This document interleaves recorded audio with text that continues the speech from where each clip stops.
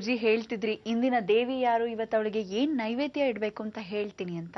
ಹೌದು, ಈ ದೇವಿಗಳ ಒಂದು ಸ್ವರೂಪ ಸುಂದರಿಯಾಗಿರ್ತಕ್ಕಂಥ ಜಗನ್ಮಾತೆ ಕೃಪಾಕಟಾಕ್ಷ ಆ ಬ್ರಹ್ಮನ ಹೆಂಡತಿ ಸರಸ್ವತಿ ಅಹಲ್ಯ.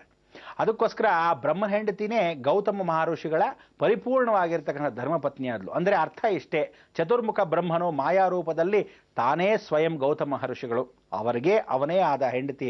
ಜಗತ್ತಲ್ಲಿ ಇನ್ನಿಷ್ಟು ಸೌಂದರ್ಯ ಅಂದರೆ ಸೃಷ್ಟಿಯ ಮೂಲಕರ್ತನೇ ಪರಿಪೂರ್ಣವಾಗಿ ಅವಳನ್ನು ವಿವಾಹವಾದವು. ಅಂದರೆ ಸೃಷ್ಟಿಯ ಮೂಲಕರ್ತನು ಮಾನಸಿಕವಾಗಿ ಬ್ರಹ್ಮ ಮಾನಸ ಪುತ್ರಿ ಅಂತಕ್ಕಂಥ ಅವಳ ಹೆಸರು ನಾಮಕರಣ ಅಹಲ್ಯ ಅಂತ ಅಕ್ಕಂಥ ಮೊದಲನೇ ಪತಿವ್ರತ ಧರ್ಮದಲ್ಲಿ ಮೊದಲನೇ ಹೆಸರು. ಇಂಥ ಒಂದು ಮಹಾಸರಸ್ವತಿಯ ಸಾಧ್ವಿ ಶಿರೋಮಣಿಯ ಪರಿಪೂರ್ಣವಾಗಿ ಭೂಸ್ಪರ್ಶವಾಗಿದ್ದೆ ಅಂಥ ಒಂದು ಕಥೆಯ ಮುಖಾಂತರವಾಗಿ. ಬಹಳ ಸಂತೋಷ. ಇವತ್ತಿನ ನೈವೇದ್ಯದಲ್ಲಿ ಆ ದೇವಿಯ ಸ್ವರೂಪ ಸುಂದರಿಯಾಗಿರ್ತಕ್ಕಂಥವಳು ಬಗುಳ ಮುಖಿ, ಅಂದರೆ ಕೊಕ್ಕರೆಯ ಮುಖವುಳ್ಳವಳಾಗಿರೋದ್ರಿಂದ ಬಗುಳ ಅಂತಕ್ಕಂಥ ಒಂದು ನಾಮಕರಣ. ಮುಖಿ ಅಂತಕ್ಕಂಥದ್ದು ಮುಖ ಭಾವನೆ, ಎರಡರಲ್ಲೂ ನೋಡಿದಾಗ ಕೊಕ್ಕರ ಮುಖದಲ್ಲಿ ಉಳ್ಳತಕ್ಕಂಥ ಜಗನ್ಮಾತೆ ನಾಲಿಗೆಯನ್ನು ಸೀಳಿ ಪರಿವರ್ತನೆ ಮಾಡಿರ್ತಕ್ಕಂಥ. ಅದಕ್ಕೋಸ್ಕರ ಬಗುಳ ಅಂದರೆ ನಾಲಿಗೆಯನ್ನು ಸೀಳೋಳಂತೂ ಕೂಡ ಅರ್ಥವಾಗುತ್ತೆ. ಇವತ್ತೇನು ಅಂದರೆ ಉಪ್ಪು ಮೆಣಸು ಎರಡನ್ನೂ ಹಾಕಿ ಪೊಂಗಲ್ಲನ್ನು ಮಾಡಬೇಕು. ಆ ಪೊಂಗಲನ್ನು ಮಾಡಿದಾಗ ಬಹಳ ವಿಶೇಷವಾಗಿರ್ತಕ್ಕಂಥದ್ದು ಅನ್ನದ ಪೊಂಗಲ್. ಅದಕ್ಕೋಸ್ಕರ ಅನ್ನವನ್ನು ನಾವು ಬೇಯಿಸಿ ಮೆಣಸು, ಅದಕ್ಕೆ ಅನ್ನ ಅಂದರೆ ಚಂದ್ರ, ಮೆಣಸು ಅಂದ ತಕ್ಷಣ ರುದ್ರಾಕ್ಷಿ ಸ್ವರೂಪದಲ್ಲೇ ಇರುತ್ತೆ ನೋಡಿ, ಎಷ್ಟು ಚೆನ್ನಾಗಿರುತ್ತೆ. ಅಂದರೆ ಸೂರ್ಯ ಚಂದ್ರ ಇಬ್ಬರೂ ಸೇರಿದ ಹಾಗೆ ಪಾರ್ವತಿ ಪರಮೇಶ್ವರ ಸಂಗಮ ಅಂತ ನಿಮಗೆ ಹೇಳಿದೆ.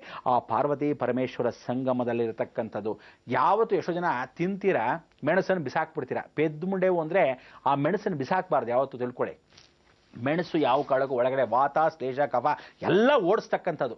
ಅನ್ನದಿಂದ ಬೇರೆ ಮಾಡಿದ್ರೆ ಮೆಣಸು ಗಂಡ ಹೆಂಡತಿ ಬೇರೆ ಆಗ್ತಾರೆ ಒಂದು. ಎರಡನೇದಾಗಿ ಪಾರ್ವತಿಯಿಂದ ಪರಮೇಶ್ವರನ ಕಿತ್ಕೊಂಡ ಹಾಗೆ ಈ ರೀತಿಯಾದ ದೇವಿಗಳ ಹತ್ರ ಆಟ ಆಡೋದಾಗಲಿ ಮಾಡಬಾರ್ದು. ಆ ಮೆಣಸನ್ನು ಹಾಕೋದೇ ಆ ಒಂದು ಕ್ರಮ. ಇದನ್ನು ಮೊದಲಾಗಿ ದೇವಿಗೆ ತುಂಬ ಪ್ರಿಯ, ಆ ಮೆಣಸಿನ ಅಣ್ಣ ಅಂತಲೇ ಕರೀತಾರೆ. ಅದಕ್ಕೆ ಮೆಣಸು ಇವತ್ತು ತಿರುಪತಿಯಲ್ಲಿ ಮೊದಲೇ ಹೇಳಿದ್ದೀನಿ ಬಾಲಾ ತ್ರಿಪುರ ಸುಂದರಿ. ಅದಕ್ಕೆ ಇವತ್ತೇನು ಮಾಡ್ತಾರೆ, ಉಪ್ಪು ಮೆಣಸು ರಥದ ಮೇಲೆ ಏನಕ್ಕೆ ಹಾಕ್ತೀವಿ ಅಂದರೆ ನಮ್ಮ ಋಣಾನ್ ತೀರಿಸು ಪರಮೇಶ್ವರನ ಕೃಪಾ ಕಟಾಕ್ಷ ಅಂತ ಒಂದು. ಎರಡನೇದಾಗಿ ಅಲ್ಲಿ ಖಾರದ ಪೊಂಗಲ್ ಮಾಡ್ತಕ್ಕಂಥ ವಿಚಾರ ಏನು ಅಂದರೆ ಕುಜನಾಂಶ ಆಗಿರ್ತಕ್ಕಂಥ ಖಾರ, ಅಲ್ಲಿಂದರೆ ಮೆಣಸು, ಆ ಮೆಣಸಿನಕಾಳ ಜೊತೆ ಎಳ್ಳು ಅಂದರೆ ಶನಿ ಅಂಶ, ಅಲ್ಲಿರ್ತಕ್ಕಂಥ ಅನ್ನದ ಅಂಶ ದೇವಿ.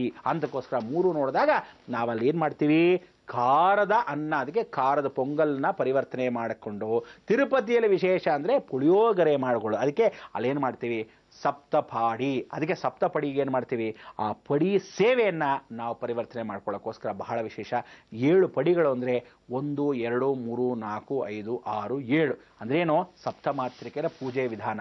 ಇವತ್ತು ಅಷ್ಟಮಾತಿಥಿಯನ್ನು ಈ ದೇವಿಯನ್ನು ಸ್ಮರಣೆ ಮಾಡಿದ್ರೆ ಶನಿ ದೋಷವು ಹೋಗುತ್ತೆ, ಶನೇಶ್ವರನು ದೂರ ತರಿತಾನೆ.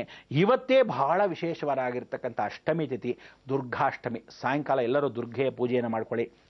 ದುರ್ಗೆನ ಎಷ್ಟು ಚೆನ್ನಾಗಿ ಆರಿಸ್ತಿರೋ, ಲಾಲಿಸ್ತಿರೋ, ಪಾಲಿಸ್ತಿರೋ, ಎಷ್ಟು ಚೆನ್ನಾಗಿ ಆ ಶ್ಲೋಕವನ್ನು ಹೇಳ್ತಿರೋ, ದುರ್ಗಾ ಸಪ್ತಶಕ್ತಿಯನ್ನು ಹೇಳ್ಕೊತಿರೋ ಭಾಳ ಸಂತೋಷ ಪಡ್ತಾಳೆ. ದಯವಿಟ್ಟು ಆ ದುರ್ಗಾನ ಸ್ಮರಣೆ ಮಾಡ್ಕೋಬೇಕು.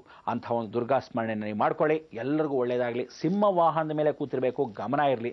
ದುರ್ಗಾ ನಮಸ್ಕಾರಗಳನ್ನು ಹಾಕಬೇಕು ಅಂತ ಹೇಳ್ತೀವಿ. ದುರ್ಗಾ ನಮಸ್ಕಾರ ಹೇಗೆ ಹಾಕಬೇಕು ಅಂದರೆ ನಿಮ್ಮ ಮನೆಯಲ್ಲಿ ದೇವರ ಮೇಲೆ ಏನು ಮಾಡಬೇಕು, 1 ಹೆಜ್ಜೆ 1 ನಮಸ್ಕಾರ, 1 ಹೆಜ್ಜೆ 1 ನಮಸ್ಕಾರ, 1 ಹೆಜ್ಜೆ 1 ನಮಸ್ಕಾರ. ಹಾಗೆ ನಾವು 16 ಪ್ರದಕ್ಷಿಣಾ ನಮಸ್ಕಾರಗಳಾದರೂ ನಿಮ್ಮನ್ನು ನೀವು ಪ್ರದಕ್ಷಿಣೆ ಮಾಡಿ ದುರ್ಗಾ ನಮಸ್ಕಾರ ಅಂತ ಹಾಕ್ಬೋದು. ದುರ್ಗಾ ಪೂಜೆ ಅಂತ ಒಂದು ದೀಪವನ್ನು ಇಟ್ಟು ಮಂಗಳೂರು ಕಡೆ ಅಥವಾ ದಕ್ಷಿಣದ ಕನ್ನಡದ ಕಡೆ ಎಲ್ಲ ಪೂಜೆ ಮಾಡುವಾಗ ವಿಶೇಷವಾಗಿ ಒಂದು ದೀಪಾರತಿ ಮಾಡಿ ದುರ್ಗಾ ನಮಸ್ಕಾರ ಅಂತಲೇ ಹಾಕ್ತಾರೆ. ಇವತ್ತು ಅಂಥವರೆಲ್ಲ ಬಹಳ ಜನ ಮಾಡ್ತಾರೆ. ಆತರಣ ಶೇಷದಲ್ಲಿ ಬಹಳ ಜನ ಮಾಟ ಮಂತ್ರ ಮಾಡ್ತಕ್ಕಂಥವರೆಲ್ಲ ತಮ್ಮ ಯಂತ್ರಗಳು, ತಮ್ಮ ಮೂಳೆಗಳು, ತಮ್ಮಲ್ಲಿರತಕ್ಕಂಥ ಒಂದು ಶಕ್ತಿಗಳನ್ನು ಮತ್ತೆ ಪುನರ್ಚೇತನ ಮಾಡ್ಕೊಳ್ಳೋ ಶಕ್ತಿಗಳನ್ನು ಮಾಡ್ಕೊಳ್ಳೋಕೆ ಇವತ್ತಿನ ದಿವಸನೇ ಸ್ಮರಣೆ ಮಾಡ್ಕೊತಾರೆ. ಪ್ರಾಣಿ ಪಕ್ಷಿ ಜೀವರಾಶಿಗಳಿಗೆ ಅಂದರೆ ಪ್ರಾಣಿಗಳನ್ನ ಕೂಡ ಪೂಜೆ ಮಾಡ್ತಕ್ಕಂಥ ಸುದಿನ ಇವತ್ತು. ಎಮ್ಮೆನ ಪೂಜೆ ಮಾಡ್ತಾರೆ, ಹಸುವನ್ನು ಪೂಜೆ ಮಾಡ್ತಾರೆ. ಸಂರಕ್ಷಣಾ ಸ್ವರೂಪಕ್ಕೆ ನಮಗೆ ಅಕಸ್ಮಾತ್ ಜಿಂಕೆ ಸಿಕ್ಕಿದ್ರೆ ಜಿಂಕೆನ ಮೊದಲು ಪೂಜೆ ಮಾಡೋರು, ಹುಲಿ ಸಿಂಹಗಳು ಸಿಕ್ಕಿದ್ರೆ ಅದನ್ನೂ ಪೂಜೆ ಮಾಡೋರು. ಆ ಕಾಲದ ಋಷಿಗಳು ಅಷ್ಟು ಶಕ್ತಿ ಇತ್ತು. ಈ ಕಾಲದಲ್ಲಿ ಹುಲಿ ಸಿಂಹಗಳನ್ನ ಪೂಜೆ ಮಾಡ್ಕೊಳ್ಳೋಕೆ ಕೂತ್ಕೊಳ್ಳೋಕ್ಕಾಗಲ್ಲ. ಈ ಶಕ್ತಿಗಳನ್ನೆಲ್ಲ ಹೊಂದ್ಕೊಳ್ಳೋಕ್ಕೆ ನೀವೇನು ಮಾಡ್ತೀರಾ, ಇವತ್ತಿನ ದಿವಸ ದೈವ ಆರಾಧನೆ ಹೇಗೆ ಅಂದರೆ ಗಜ ಪೂಜೆಯನ್ನು ಮಾಡ್ಬೋದು, ಅಶ್ವ ಪೂಜೆಯನ್ನು ಮಾಡ್ಬೋದು, ಕತ್ತೆ ಅಂದರೆ ಬಿಳಿ ಕತ್ತೆಯನ್ನು ಪೂಜೆ ಮಾಡ್ಬೋದು, ಮೂಷಿಕ ಅಂದರೆ ಚಿಕ್ಕ ಬಿಳಿ ಇಲಿಗಳು ಅದನ್ನು ಪೂಜೆ ಮಾಡ್ತಕ್ಕಂಥದ್ದು, ಮಾರ್ಜಾಲ ಬೆಕ್ಕನ್ನು ಪೂಜೆ ಮಾಡ್ತಕ್ಕಂಥದ್ದು, ನಾಯಿಗೆ ಸ್ಮರಣೆ ಮಾಡ್ಕೊಳ್ಳೋದು ಪೂಜೆ, ಕೋಳಿಗಳಾಗಿರ್ತಕ್ಕಂಥದ್ದು ಷಣ್ಮುಖ ಪೂಜೆ ಅಂತ ಸ್ಮರಣೆ ಮಾಡ್ಕೊಳ್ಳೋದು. ಹೀಗೆ ಎಲ್ಲ ಸ್ಮರಣೆ ಯಾತಕ್ಕೆ ಮಾಡ್ತೀವಿ ಅಂದರೆ ಪ್ರಾಣಿ ಪಕ್ಷಿಗಳಲ್ಲೂ ಈ ದೇವಿ ವಾಸವಾಗಿದ್ದಾಳೆ. ಕೊಕ್ಕರೆ ಆಕಾರದಲ್ಲೇ ಬಂದಿರೋದ್ರಿಂದ ಬನದಲ್ಲೇ ವಾಸವಾಗಿರೋ ಆ ಶಂಕರಿ ಆಗಿರೋದ್ರಿಂದ ಇವಳಿಗೆ ಬಗಳಾಮುಖಿ ಅಂತ ನಾಮಕರಣ. ಅದಕ್ಕೆ ಇಂಥ ಒಂದು ಬಗಳಾಮುಖಿ ನಮ್ಮ ಇಡೀ ಜಗತ್ತಲ್ಲಿ ಬನಶಂಕರಿಯಾಗಿ ನಮ್ಮಲ್ಲೇ ಕೂತ್ಕೊಂಡು ನಮಸ್ಕಾರ ಮಾಡ್ಕೊಳ್ಳೋದಕ್ಕೆ ಏಕಸ್ವರೂಪದಲ್ಲಿ 2 ಕಡೆ ಇದ್ದಾಳೆ. ಈ ಬಗಳಾಮುಖಿ 2 ಕಡೆ ಇರತಕ್ಕಂಥ ಏಕೈಕ ಕ್ಷೇತ್ರ ಮಹಿಮೆಯೇ ಸಿಗಂಧೂರ್. ಅಂದರೆ ಸಿಂಧನೂರು ಹತ್ರ ನಾವು ಹೋಗ್ತಾ ಹೋದರೆ ಸಿಗಂದೂರಲ್ಲಿ ಚೌಡೇಶ್ವರಿ ಎಷ್ಟು ಚೆನ್ನಾಗಿರ್ತಾರೋ, ಸಿಂಧನೂರು ಹತ್ರ ಹೋಗ್ತಾ ಇದ್ದಾಗ ಬಗುಳಾಮುಖಿ ಕಾಣ್ತಾಳೆ. ಅಲ್ಲೇ ವಿಶೇಷವಾಗಿರ್ತಕ್ಕಂಥ ಎರಡನೇ ರೂಪದ ಅಂಶದಲ್ಲಿ ನಾವು ನೋಡಬೇಕಾದ್ದು ಬನಶಂಕರಿ. ಅಲ್ಲಿ ಬಾದಾಮಿಯಲ್ಲೇ ಕೂತಿಯಾಳೆ. ಅಂತಹ ಒಂದು ಬಾದಾಮಿ ಬನಶಂಕರಿ ಬೆಟ್ಟದ ಗುಹೆ ಒಳಭಾಗದಲ್ಲಿ ನಾಲ್ಗೆ ಅಂತ ಚಾಚಿದ ಹಾಗೆ ಆ ನಾಲ್ಗೆ ಹೀಗಿದೆ. ನೀವು ಊರನ್ನ ಸರಿಯಾಗಿ ನೋಡಿಲ್ಲ, ಭಾಳ ಜನ ಬೆಟ್ಟದ ಮೇಲೆ ಹೋಗಿ ನೋಡಿದಾಗ ಈ ಬೆಟ್ಟವೇ ನಾಲ್ಗೆಯನ್ನು ಚಾಚಿರುತ್ತೋ ಅಲ್ಲಿ ಸಿಂಹ ಬಂದು ಹಾಗೆ ನಿಂತಿದ್ದಾಗೆ ಇವಳು ಬಂದು ಕೂತಿದ್ದ ಹಾಗೆ ಆ ನಾಲ್ಗೆ ನೀವು ನೋಡ್ಬೋದು. ಕರೆಕ್ಟಾಗಿ ಬನಶಂಕರಿ ಇರೋದೇ ನಾಲ್ಗೆ ಒಳಭಾಗದಲ್ಲಿ. ಅವಳು ಕೆಳಗಿಂದ ನಾಲ್ಗೆ ಹೀಗೆ ಮೇಲೆ ಚಾಚಿರ್ತಾಳೆ. ಆ ನಾಲ್ಗೆ ಒಳಗೆ ಇವಳಿದ್ದಾಳೆ, ಲಿಂಗಾಕಾರದಲ್ಲಿದೆ. ಎಷ್ಟು ಚೆನ್ನಾಗಿದೆ ಶಿವಶಕ್ತಿ ಮತ್ತೆ ಅನುಗ್ರಹ. ಅಂಥ ಒಂದು ಸಿಂಹದ ವಿಶೇಷವಾಗಿರ್ತಕ್ಕಂಥ ಅಂಗುರಾರ್ಪಣೆ ಆ ಬಾದಾಮಿ ಬನಶಂಕರಿನ ನೀವು ಸ್ಮರಣೆ ಮಾಡ್ಕೋಬೇಕು, ನಮಸ್ಕರಿಸಬೇಕು ಅಂತಲೇ ಆ ಬನಶಂಕರಿ ದರ್ಶನ ಕೂಡ ಮಾಡಿಸ್ದೆ. ಬಹಳ ಸಂತೋಷ. ನಿಮ್ಮೆಲ್ಲರಿಗೂ ಒಳ್ಳೇದಾಗಲಿ. ಆ ಜಗನ್ಮಾತೆ ಕೃಪಾ ಕಟಾಕ್ಷದಲ್ಲಿ ಯಾತ್ರೆಗೆ ಹೊರಡಬೇಕು, ಯಾತ್ರೆ ಕೂಡ ಪರಿವರ್ತನೆ ಮಾಡ್ಕೊಳ್ಳಿ. 8 ಸರಿ ಹೇಳಬೇಕು ಲಕ್ಷ್ಮೀನಾರಾಯಣ ಹೃದಯ ಕಮಲ ಸ್ತೋತ್ರ, ಅಷ್ಟನ್ನು ಒಲಿಸ್ಕೊಳ್ಳಿ. ಮಕ್ಕಳಿಗೆಲ್ಲ ವಿದ್ಯಾಭ್ಯಾಸ ಪೂರ್ಣವಾಗಲಿ. ಎಷ್ಟೋ ಜನ ತಂದೆ ತಾಯಿಯಿಂದ ಗೌರವದಿಂದ ಅಮ್ಮ ಅಪ್ಪ ಅಂತ ಕರೆಸ್ಕೊಳ್ಳಿ. ಸಣ್ಣ ಪುಟ್ಟ ಮಾತುಗಳಿಗೆಲ್ಲ ಬೇಜಾರು ಮಾಡ್ಕೋಬೇಡಿ. ನಾನು ಏನೇ ಅಲ್ಪ ಸ್ವಲ್ಪ ಲೋಪ ದೋಷಗಳು ಮಾಡಿದ್ರೂ ಸಹ ಇದನ್ನೆಲ್ಲ ಮನಸ್ಸಿಗೆ ಹಾಕ್ಕೊಂಡು ಆ ದೇವಿ ಪಾದಾರವಿಂದಕ್ಕೆ ನಮಸ್ಕರಿಸ್ತಾ ಮುಂದಕ್ಕೆ ನಡ್ಕೊಂಡು ಹೋಗೋಣ.